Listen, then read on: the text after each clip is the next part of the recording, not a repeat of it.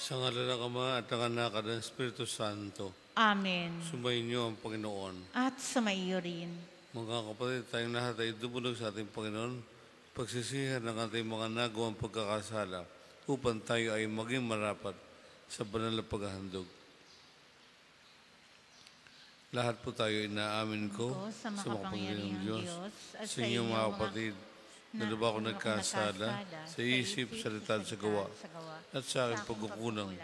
Kaya sinasamo ko sa mga Birheng Maria, sa lahat ng mga anghel at mga banal, at sa inyong mga kapatid ako'y panalangin sa Panginoong ating Diyos. Kawaan tayo ng makapangyarihang Diyos. Patawarin sa ating mga kasalanan at patubayan tayo hanggang sa buhay na walang hanggan. Amen.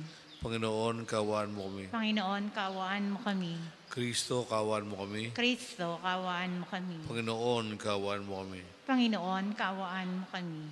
Manalangin tayo. Ama namin makapangyarihan, pinadakila mo ang Obispong si San Alberto sa pagtatambalan ng karunungan ng likas sa tao at pananampalataya sa iyo. Ipagkaloob mapanghawakan namin ang tinuro niya upang sa pagunlad ng kaalaman ay marating namin ang kaibuturan ng pagkakilala sa iyo at pagmamahal sa pamamagitan ng Kristo kasama ng Espiritu Santo magpasawalang hanggan. Amen. Magsipo ang lahat.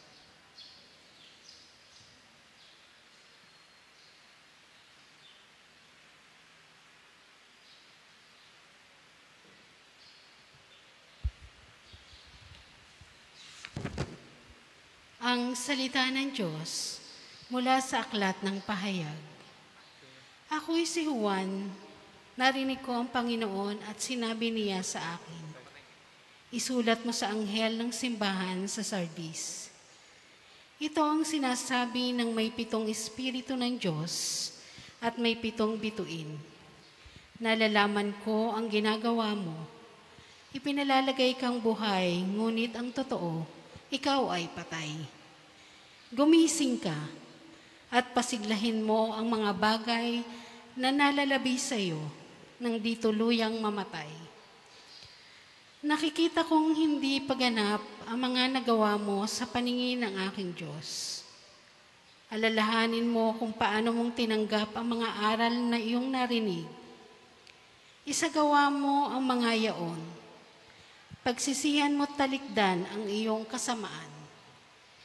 Kung hindi ka gigising, paririyan akong gaya ng magnanakaw.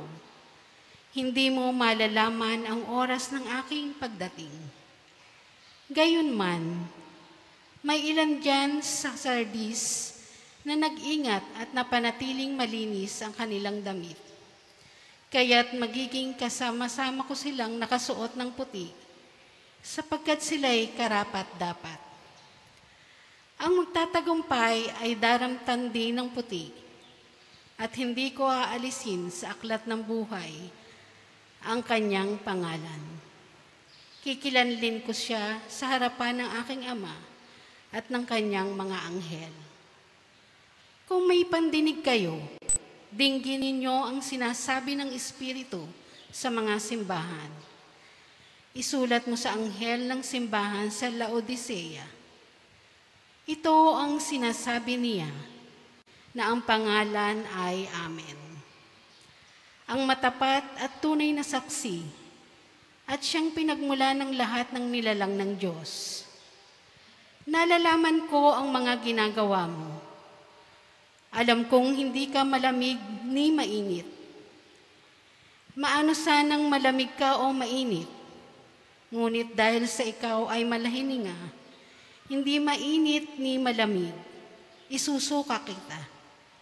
Sasabihin mo, ako'y mayaman at sagana sa lahat ng bagay. Ngunit hindi mo nalalamang ikaw ay abang-aba, kahabag-habag, maralita, hubad at bulag. Kaya nga, ipinapayo kong bumili ka sa akin ng dinalisay na ginto upang ikaw ay maging tunay na mayaman.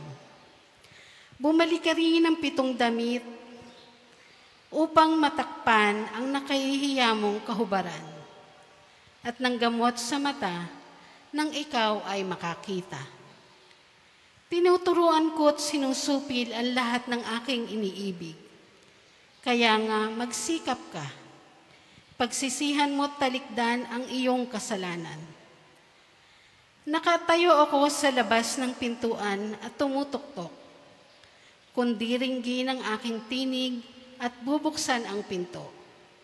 Ako'y papasok sa kanyang tahanan at magkasalo kaming kakain. Ang magtatagumpay ay uupong katabi ko sa aking luklukan. Kung paanong ako'y nagtagumpay at nakaupo ngayon sa tabi ng aking ama sa kanyang luklukan. Kung may pandinig kayo, dinggin ninyo ang sinasabi ng Espiritu sa mga simbahan. Ang salita ng Diyos. Salamat sa Diyos. Luluklok ang nagtagumpay, kasala ko habang buhay. Luluklok ang nagtagumpay, kasalo ko habang buhay. Iyong mga masunuri na sa iyo'y nakikinig at ang laging ginagaway naaayon sa matuwid. Kung mangusap ay totoo, sa lahat ay bawat saglit. Yaong gawang paniniray, hindi niya naiisip. Luluklok ang nagtagumpay, kasalo ko habang buhay. Kailanman siya'y tapat, makisama sa kapwa. Sa kaniyang kaibigan, wala siyang maling gawa. Hindi siya nagkakalat ng di tunay na balita. At itinatampok niya ang matapat sa lumikha. Luluklok ang nagtagumpay, kasalo ko habang buhay. Hindi siya humihingi ng patubo sa pautang. At kahit na anong gawi, hindi siya masuhulan. Upang yaong walang salay patawa ng kasalanan. Ang ganitong mga tao'y mag-aani ng tagumpay. Luluklok ang nagtagumpay, kasalo ko habang buhay. Magsitayo po ang lahat.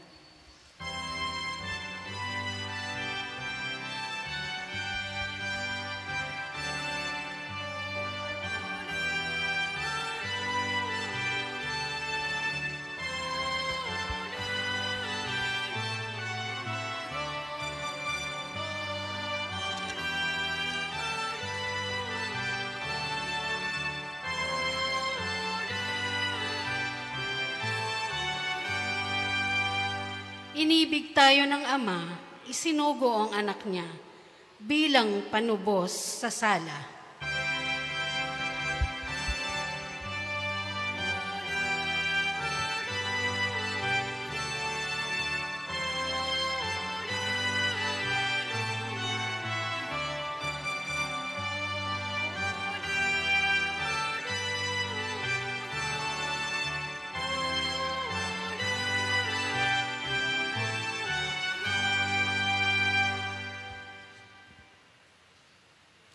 Sumayin niyo ang Panginoon. At sumayo rin. Ang mabuting balita ng Panginoon ayon kay San Lucas. Papuri sa iyo, Panginoon. Noong panahon iyon, pumasok si Jesus sa Jericho at naglakad sa kabayanan. Do'y may isang mayamang puno ng mga publikano na nagngangalang Sakeo at pinagsikapan niya makita si Jesus upang makilala kung sino ito. Ngunit siya napakapandak at dahil sa dami ng tao, hindi niya makita si Jesus. Kaya't patakbo siyang nagpauna at umakyat sa isang puno ng sikomoro upang makita si Jesus na magdaraan doon. Pagdating ni Jesus sa dakong iyon, siya'y tumingala at sinabi sa kanya, Sakeo, bumaba ka agad, sapagkat kailangan kung tumuli ngayon sa bahay mo. Nagmamadali siyang bumaba at tuwan-tuwan tinanggap si Jesus. Lahat na nakakita nito ay nagbulong-bulungan. Nakikituloy siya sa isang makasalanan. Wika nila. Tumayo si Sakeo at sinabi, Panginoon, ibibigay ko po sa mga dukha ang kalahati ng aking ari-arian at kung ako'y may nadayang sinumon. Apanay bayo ang isa sa uri ko sa kanya. At sinabi sa kanya ni Jesus, ang kaligtasan ay dumating ngayon sa sambahyang ito. Lipi rin na Abraham ang taong ito sapagkat naparito ang anak ng tao upang hanapin at iligtas ang naligaw. Ang mabuting balita ng ating Panginoon. Pinupuri ka namin, Panginoong Heso Kristo. Magsiupo ang lahat.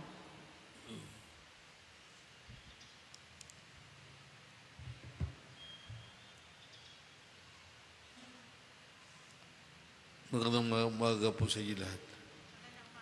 Ang isang napakaganda kay Sakeo, bagamat public sinner, publikano, o kinamumuhian ng lahat, yung kanyang plano sa buhay. May plano siyang makita ang ating Panginoon nung makakita ng tiyempo, sinunggaban, umakyat sa puno ng sigumoro, may plano. Nung kausapin siya ng Panginoon, sabi niya, kung ako'y minadayang sino man, apat na ibayo, isa sa uri ko ang aking naging panlalamang. May plano. Dapat tayo po merong tinatang plan of life. Nung una kong dating sa kumbento, ang unang itinuro sa amin, umupo at magsulat. Ano raw yung aming plano sa aming buhay, sa kaluluwa, sa katawan, sa kaalaman. Noon ang unang kong 1977, noon kayo maging pari 1987, ang sabi ko sa sarili ko sino ako after 10 years?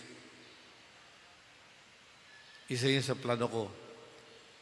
Anong klaseng maglilingkod matapos ang 10 taon? Kung ako'y matapos ng 1987, anong klaseng paglilingkod ako after 10 years? 77 to 87, kaya pinlano ko ang oras ko. Hindi ako magsasaya ng oras, kundi gagamitin ko sa pag-aaral. Dapat hindi masasaya ang oras ng mga tao nakikinig. Dapat hindi ka mahirap lapitan. Yan, medyo na plano ko po yun. Paano ang aking kaluluwa? Kung nagkasakit, ano gagawin ko sa aking karamdaman? Ito ba'y makatutulong sa aking pagkatao, sa aking kaluluwa? So, merong plano. Paghawak ng simbahan, dapat may plano. Kasi sabi nga if you fail to plan, you are planning to fail. Kapag ikaw ay nabigo sa pagpaplano, pinaplano mo na yung kabiguan. Kaya yung kaysa kayo, maganda pong halimbawa, kahit na makasalanan, may plano. Paano ayusin? Amen. Tatay po tayo.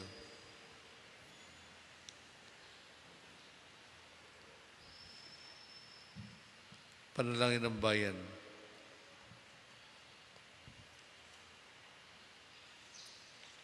Sa pagtatagpo ng Panginoon at ni Sakeo, nakita natin na ang tunay na habag ang pinakamatatag na pinagbubunda ng karunungan, katarungan. Nananalangin tayo bilang mga makasalanan, sa ngalan ng mga makasalanan. Ang ating mga panalangin naway magpahayag ng panatag na tiwala sa banal na awa ng Diyos at itutugon. Panginoon, dinggin mo ang aming panalangin at ipuulitin. Panginoon, dinggin mo ang aming panalangin. Ang simbahan naway patuloy na tanggapin ang mga naghahangad ng kapatawaran at kapayapaan ng kalooban. Manalangin tayo sa Panginoon. Panginoon, dinggin mo ang aming panalangin.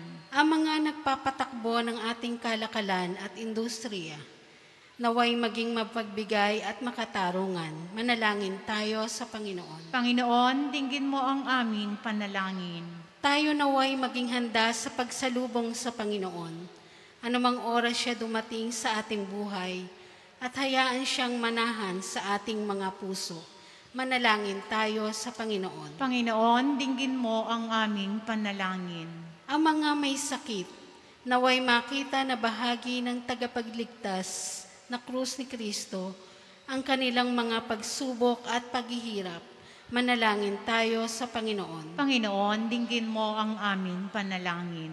Ang mga yumao, naway gantimpalaan ng walang hanggang kaligayahan sa buhay ng mundong darating. Manalangin tayo sa Panginoon. Panginoon, dinggin mo ang aming panalangin. Sama natin ang ating mga kani-kaniyang panalangin. Ama naming Diyos, punuin mo ang aming mga puso ng iyong pag-ibig. Ipagkaloob mo sa amin ang iyong mapangligtas na tulong kapag kami ay magkasala at naway panatinin mo kami sa iyong pagkalinga. Hinihiling namin ito sa pamamagitan ng Kristo ang aming Panginoon. Amen. Magsipo ang lahat. Pag-aalay.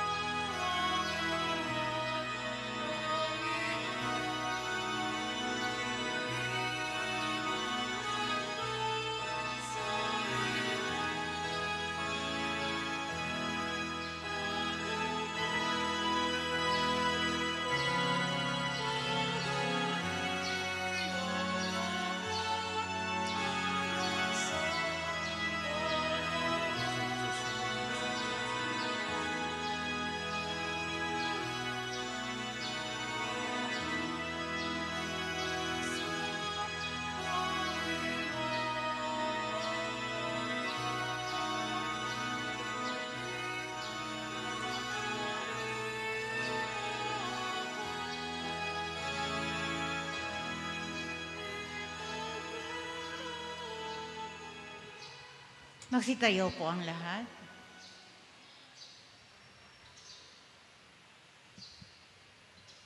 Manalangin kayo mga kapatid upang ang ating pag-aalay maging kadugod-dugod sa Diyos ang makapangyarihan.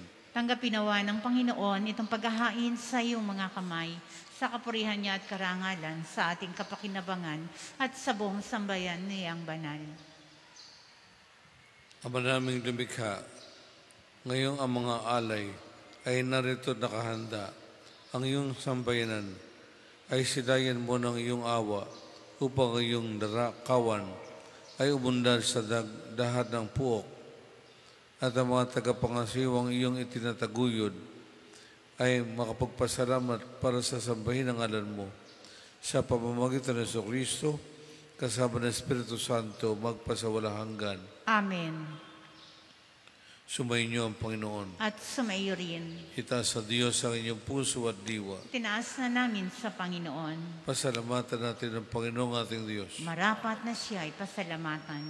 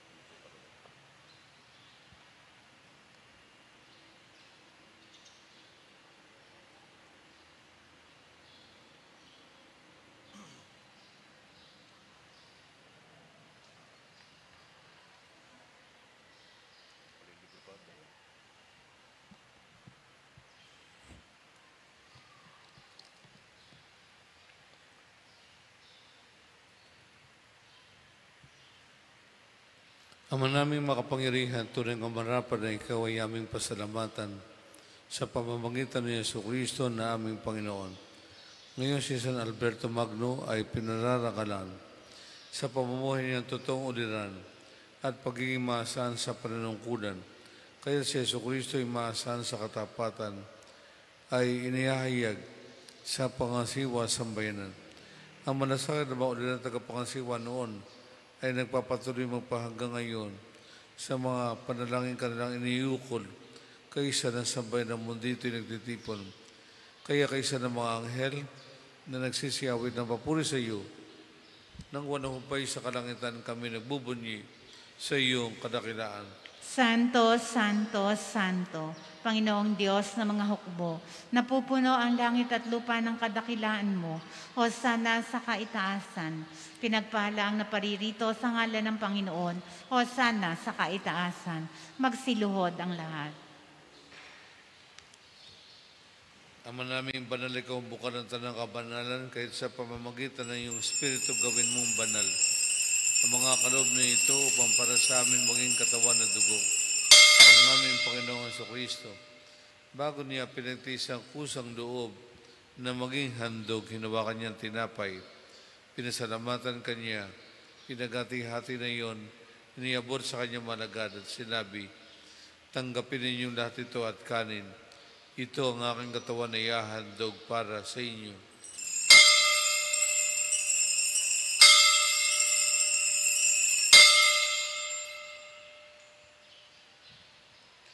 Gayun din naman na matapos ang hapunan, hinawakan niya ang kalis. Muli kanya ang pinasalamatan. Niabot niya ang kalis sa kanyang malagad at sinabi, tanggapin ninyong lahat ito at inumin. Ito ang kalis ng aking dugo ng bago at walang hanggang tipan. Ang aking dugo na ibubuhos para sa inyo at para sa lahat. Sa ikapagpapatawad ng mga kasalanan, gawin ninyo ito sa pag-alaala sa akin.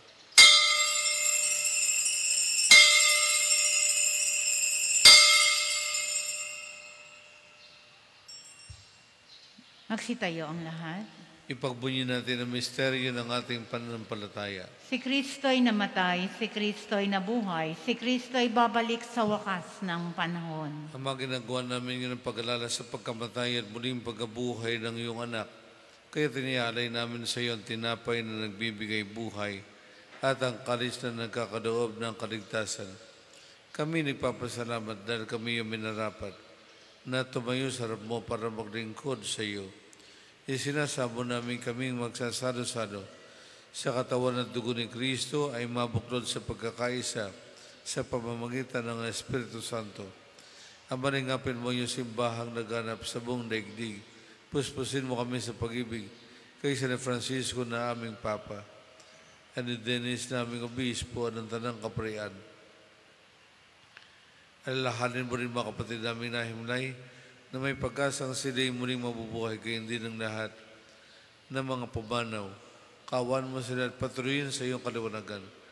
Kaawaan mo at pagkitapatin kaming lahat ng mga kasalo sa iyong buhay na walang wakas, kaysa ng mahal na Birheng Maria, na ina ng Diyos at ang kanyang kabiyak ng puso, si San Jose, kaysa ng mga apostol, ni San Andres naming Pintakasi, at ang lahat ng mga banal na namuhay dito sa daigdig ng kalugod-lugod sa iyo, may pagdiwang naman namin ng pagpuri sa ikararangal mo sa pamagitan ng iyong anak na aming Panginoong Jesucristo. Sa pamagitan ng Kristo, kasama niya sa Kaniya, ang lahat ng parangal at papuri ay sa iyo, O Diyos na makapangyarihan, kasama ng Espiritu Santo, magpasawala hanggan. Amen. Sama nating awitin ang panalangin itinuro niyo sa atin.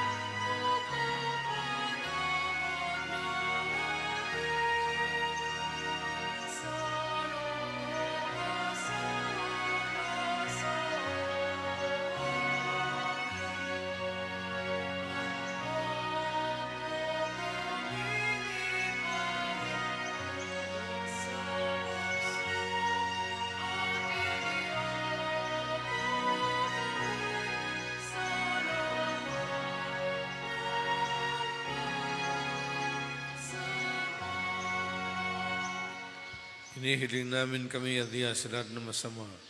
Pagkalooban ng kapayapaan ng araw-araw, iligtas sa kasalanan, at ilay sa lahat ng kapahamakan, samantalang aming pinananabikan ang dakilang araw ng pagkapahayag ng tagapagligtas naming si Jesucristo.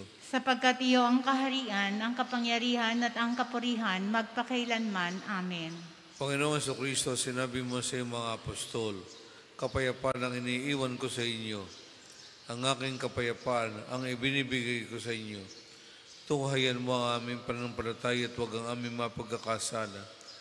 Pagkalooban mo kami ng kapayapaan at pagkakaisa, ayon sa iyong kalooban, kasama ng Espiritu Santo, magpasawalang hanggan. Amen. Ang kapayapaan ng Panginoon ay lagi sumainyo. At sumaiyo rin. Bigayin tayo ng kapayapaan sa bawat isa. Peace be with you.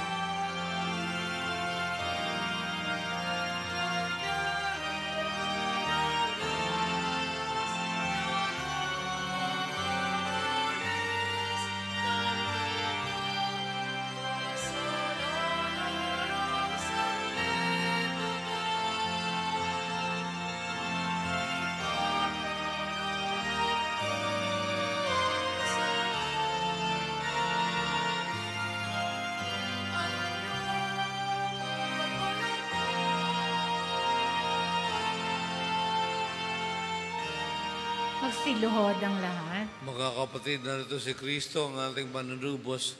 Tanggapin natin siya sa banal na piging.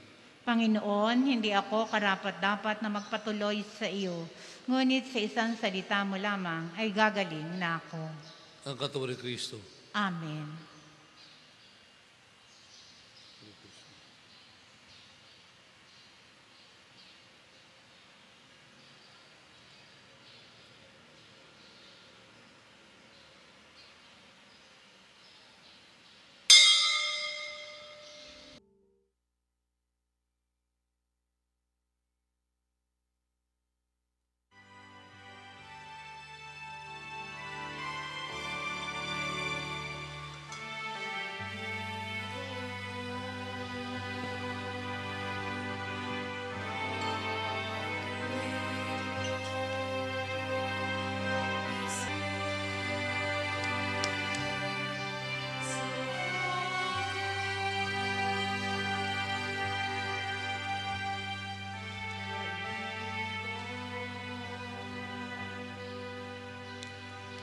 Manalangin tayo. Masitayo po ang lahat. Ama naming mapagmahal, kami nagsipakinabang ay dumadalangin ang pinananaligan ng uliran naming si San Alberto Magno ay maipahayag namin at ang itinuro niya ay magawa naming ganapin sa pamamagitan ng Jesucristo kasama ng Espiritu Santo magpasawalang hanggan. Amen. Sumayin niyo ang Panginoon. At sumaiyo rin. At pagpalain kayong lahat ng makapangyarihan Diyos Ama, Anak at Espiritu Santo. Amen. Tapos na ang ating pagdiriwang, kumain tayo sa ating panampalataya. Salamat sa Diyos. Purihin ang Panginoon.